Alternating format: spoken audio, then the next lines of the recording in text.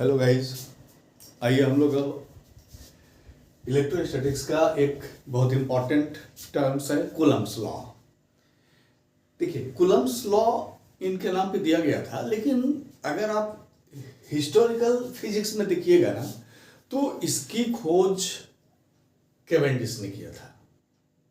Cavendish इसकी खोज किए थे, उसके बाद ये बहुत दिनों तक साइलेंट रहा लॉ। बाद में कूलम्ब्स के नाम से उनके खोज के लगभग 65 इयर्स के बाद ये कूलम्ब्स के नाम से जाना गया।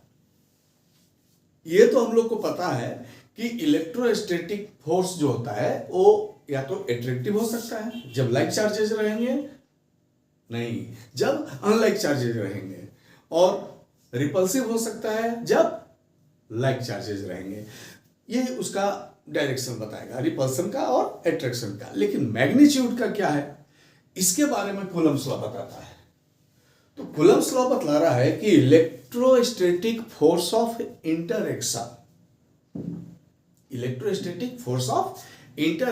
Between 2 point charges is directly proportional to the product of magnitude of 2 charges and inversely proportional to the square of the distance between them। अगर चार्जेस है, देखिए Q1, दूसरा चार्जेस है Q2 और इसके बीच का डिस्टेंस है R, तो ये बतलाता है कि अगर इसके बीच में, देखिए इलेक्ट्रोस्टैटिक फोर्स ऑफ इंटरएक्शन की बात हो रही है। इंटरएक्शन है, not attraction, not repulsion. It may be attraction, it may be repulsion. That depends on the nature of charges.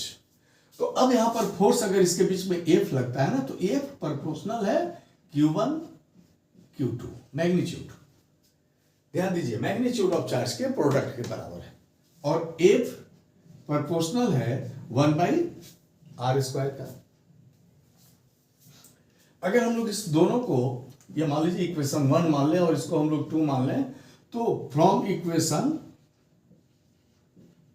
1 and 2 क्या हो जाएगा, देखिए F proportional Q1 Q2 r², और F equal to K Q1 Q2 r², where K is constant of proportionality and it is called Coulomb constant. It depends on the unit of charge and medium between the charges. अब देखिए, अब के बारे में बात करते हैं हम लोग। एसआई सिस्टम में K जो होता है ना, ये होता है 1/4πε0। इसका वैल्यू होता है 1/4πε0। तो हम लोग इसको लिख सकते हैं ना, देयरफॉर F इक्वल टू आ जाएगा 1/4πε0 Q1 Q2 r², जहां ε0 एब्सोल्यूट परमिटिविटी है फ्री स्पेस का, और इसका वैल्यू होता है 8.8, ये ε0 का 8.8542 इंटू 10⁻²², ठीक है, न्यूटन या कूलम्ब स्क्वायर, न्यूटन पे -1, मीटर पे -2। ये इसका वैल्यू होता है, किसका, ε0 का। तो जब हम इसका वैल्यू पुट करेंगे, स्टैंडर्ड वैल्यू यानी किसमें, 1/4πε0, 1/4 पाई का वैल्यू 22/7 इंटू ε0 का वैल्यू, और इसको जब हम सॉल्व करेंगे ना, तो ये टोटल इसका वैल्यू जो आएगा, ये आ जाएगा 9 इंटू 10⁹, ये आ जाएगा 9 इंटू 10⁹।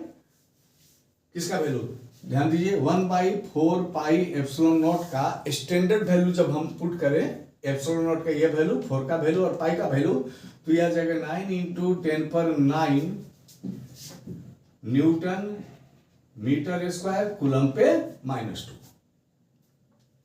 तो इसका मतलब हो गया कि जब न्यूमेरिकल हम बनाने जाएंगे ना, तो F इक्वल टू आ जाएगा 9 इंटू 10⁹ Q1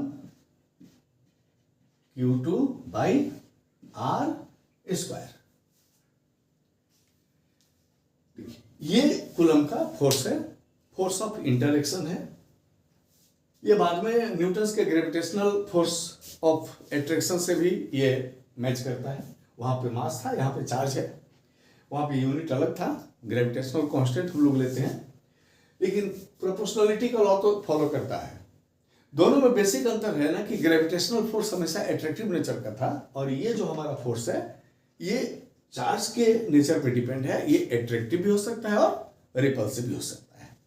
तो आगे जब हम लोग इसका न्यूमेरिकल बनाएंगे नेक्स्ट वीडियो में ना, तो हम लोग इस फॉर्मूले का यूज करेंगे कि इसका डायरेक्ट हम k या 1/4 पे एप्सिलॉन नॉट नहीं लिख के हम लोग 9 इंटू 10⁹ लिख के न्यूमेरिकल इसका बनाएंगे। Thank you.